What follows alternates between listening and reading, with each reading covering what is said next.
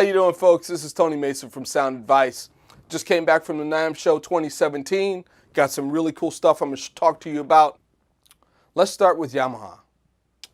So what can be said about Yamaha these days? One of the things that's cool about Yamaha is that they're technology driven. They have USBs built into all of their keyboards, so you can connectivity with your computer or your iPad or your iPhone with different apps. So one of the things that's going to be really cool is that we're going to have a piece of gear. There's adapters that we need. We'll be able to test out the apps. So you'll be able to download them on your phone or your pad, bring it into the store to the keyboard that you want to play with, and then we'll have the adapter to plug it in and let you test it out. So just letting you know, you'll be able to do that probably with, say, March. Yamaha and I are working for that. So the next thing, I'm sworn to secrecy from Yamaha.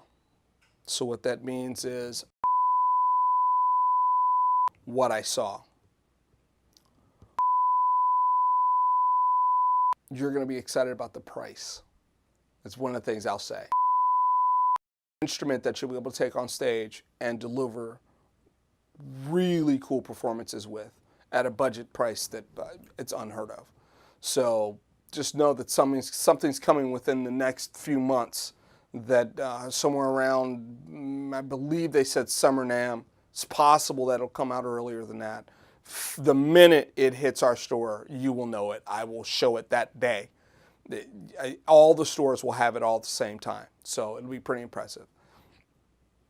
Moving on to QSC. Okay, QSC. QSC has done some pretty dope stuff. This last year, they had the E-Series come out, which is their passive line. Pretty powerful units. Matter of fact, I've got to put one in a church pretty soon. A 15-inch speaker that does a really good amount of sound. And we have probably a little less power, but still punches a really defined sound. So they're all flyable, including the subs, if I'm understanding correctly. They also, this year, just developed a double 18. So I'm really excited to see what that sounds like and what kind of power I'm going to be able to push through it. They say 4,000 watts. Now, one of the things that's really unique this year from them is they have a new active sub. It's like a K-sub, a little bigger than a K-sub. And it's a directional sub. So subwoofers have a infinitely wide area that they shoot sound at. And so sometimes it gets you in a little bit of trouble. They have a focused sub now. That's still a dual 12. It's still a big box.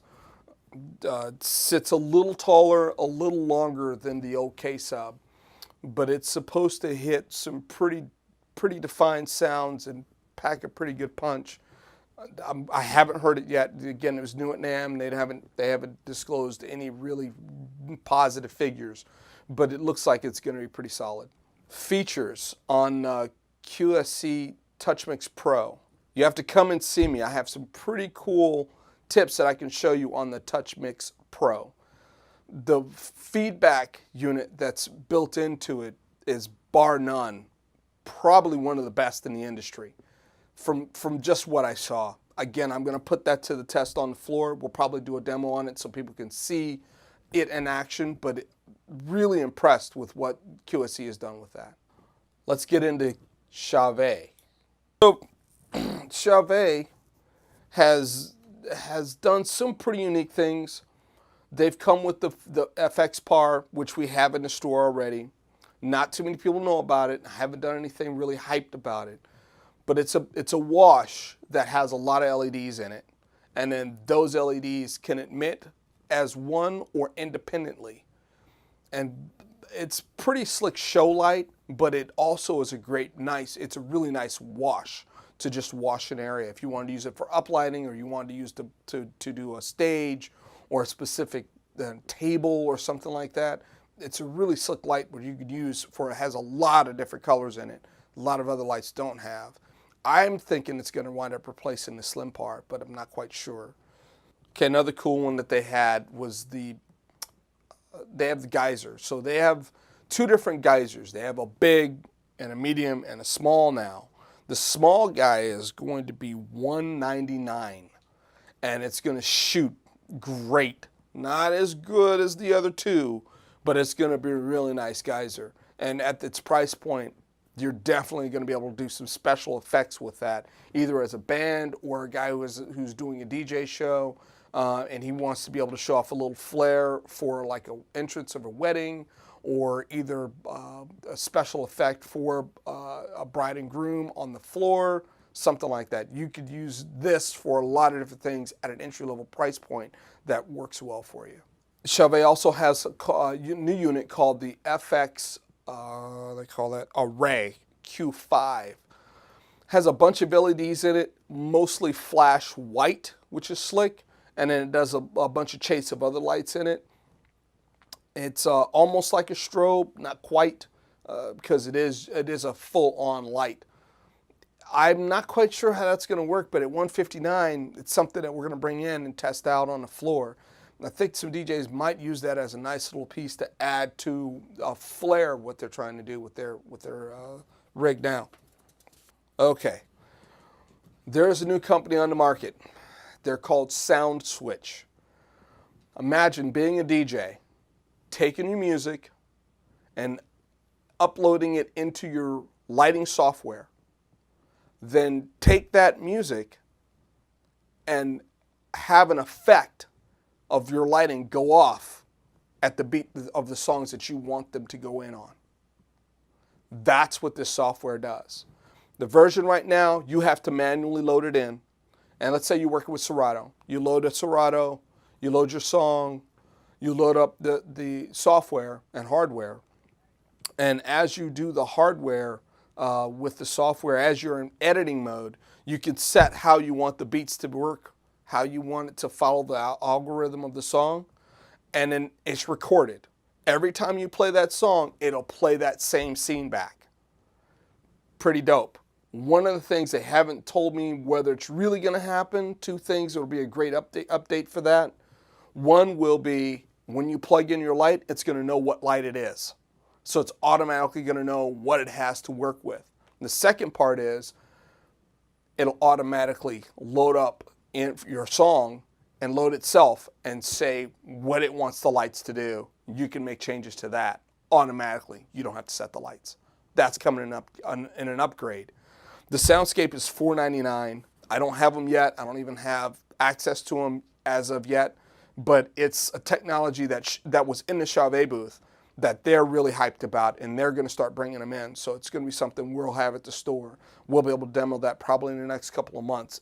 Again, it's not out yet, but when that does hit, I have DJs that are using it in San Francisco, and they absolutely love it. It's not to replace the lighting guy, but when you're a DJ and you just want to get your lighting rig up and going without having to worry about making it cool, this is a really slick way to do it. We're going to get into Gator Cases now. Gator Cases has come up with some devices that, the first one I'm going to talk about is the Easy Lift, Lift Ease is what they call it. Lift Ease is a cylinder that spins on your sub, or it has a hole mount for your sub, so it replaces your sub pole. And when you put it on the stand, it lifts the speaker up for you. So they have the tripod version of that, but now that they have this one for the sub pole, I got giddy when I saw it. It also comes with a bag. I think they're sold individually, but I think they're setting them up as a pair in a bag. I'm really excited to see that. One of the things that's really cool about it is that it lifts up to a usable level. Most of these only lift up to a level that's, if you got a KW181, it lifts to about here. But you need that to go another 4 feet, almost. It does that. So really interested in seeing how that comes to production. I know I'm going to get a few in just so we can check them out, but that's a cool one. Another one that I saw, they had some new guitar bags, of course. They have new keyboard bags. Not quite sure about how that's going to work because they're a little pricey. One of the things that was cool is they have new bags for DJs. They have new bags for controllers, so you don't have to have a hard case. It's a protected soft bag, so that's pretty dope. So for Gator cases, we're also bringing in, they have new cases that have dividers in them. These are big trunks. So if you're a DJ and you want to put your lights in a case with dividers to divide them up, you'll be able to do that. They also have it so you take the dividers out. You can lay a bunch of cables flat, or if you want to put mic stands in it, it's really going to be slick. We're actually bringing them in here for our rental department because we need new truck packs. I've also brought one in for the floor so that you guys can see what that looks like, and possibly somebody might want to pick one up. One of the things I like about the Gator bags is the zippers on the bags. They're heavy duty zippers, and the fabric that they use is woven really nicely. So one of the things that's nice within the Gator lineup is that all the zippers work well. That's one of the features that I saw this NAMM when looking at different manufacturers. Although the zippers were kind of so-so. We're sticking with Gator on that because they do a really good job at that, and the warranty works out real well. I think they have 1-year warranty on them. A lot of other manufacturers is 30 days. So it's pretty slick on them that they have that going for them. Let's talk about what's happening from PreSonus. PreSonus, they have the new Studio Live 32 3rd generation. These are fully automated faders with a nice big fat screen, so for your fat channel. They have customizable screens, which is pretty slick, that are right above your work zone. So you'll be able to define things a little better. The workflow is way better than it used to be. We've also got the authorization from PreSonus. Our rep is going to bring us one of the consoles in, and as soon as it gets here, we will definitely have that so you can check it out. We'll do a demo on it so you can see what it's all about, how it works, why it works the way it does. It has a full 32 channels of input, but they say it's a 40-channel board. They also have a 16-channel version of that. Works exactly the same, nice big screen, scribble strips, and automated faders, and it's full 16 XLRs in the back, and it says 20 channels of input. The 32 says it'll do 40 channels of input. What they're doing with that is a bunch of TRSs.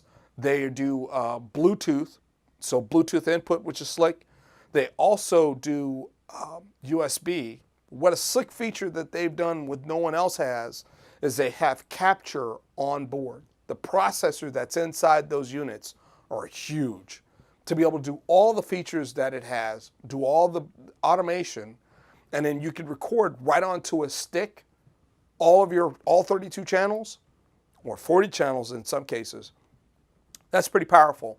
So now you can take your SD card, take it right in your Studio One, or into Pro Tools or Nuendo, whatever, and upload that in, and all 32 or 40 channels are uploadable, all recorded. You just have to have a really big stick. PreSonus has stepped up their game in their interfaces. They have a 2.6 and a 6.8 now. Those boxes work on 192 kilohertz, 192 kilohertz. So the difference between 44.1, which is basically your CD, and 192, I had a conversation with the head engineer from Bleak 182. Not going to name anybody. He did not want to say 192 sounds better than 44.1 or 48. He didn't want to say it because really it doesn't sound better. But in reality, it sounds fantastic. The difference is trying to drive in a crowded freeway. Sound is great, but if you open that up to the Autobahn, it's moving and it sounds so much better because you have space to work in. That's kind of the easiest way I can put it. There's a more really technical way of explaining it to you for those that want to get nerdy with it. I do have the explanation from Avid. I took lessons from a guy who wrote one of the guys that wrote the SE48 console manual. We had a really in-depth conversation on what the differences were and why it was and what technically is happening. It's really in-depth. I'm going to put that might put that out there if I get his permission. But it's really slick. And having 192 is a big deal. So we'll have those boxes in as soon as they're released, but that you'll be excited to see that when it comes in. Let's see what's new with Shure. They have a few things that are new to the market. The KSM8 is selling really well for me. I have a lot of artists that are coming in and checking that mic out. The minute you put your mouth on this mic and you put it next to a Beta 58 or a Beta 87, it's lights out.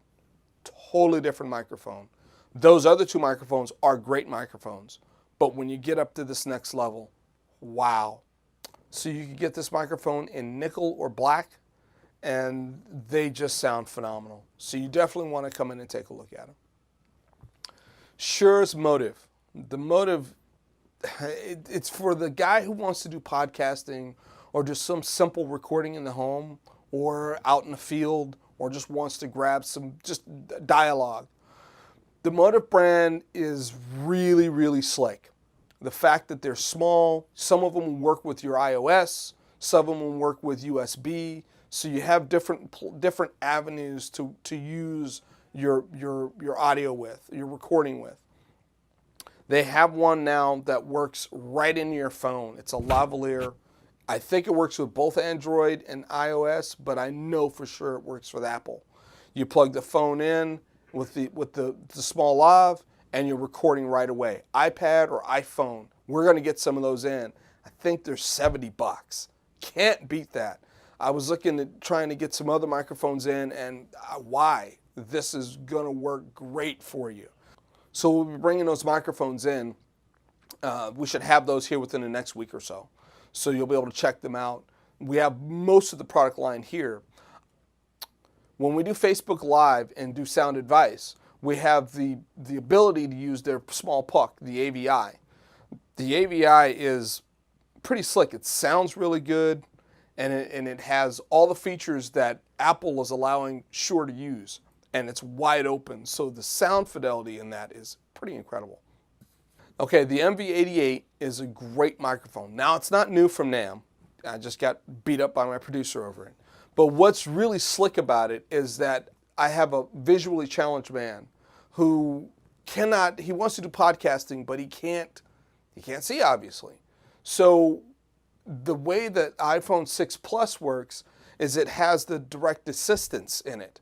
Because of that, we could plug the microphone right on the bottom of it, and boom, he was able to do everything. It's a blank screen, but he was able to control the entire microphone right from his phone. This is something nobody knows about. I haven't seen anybody talk about that. It was really, really incredible to see that work, and something that we really, really pushed this past year to get some of those in because of how unique that it is and for the adaptive world.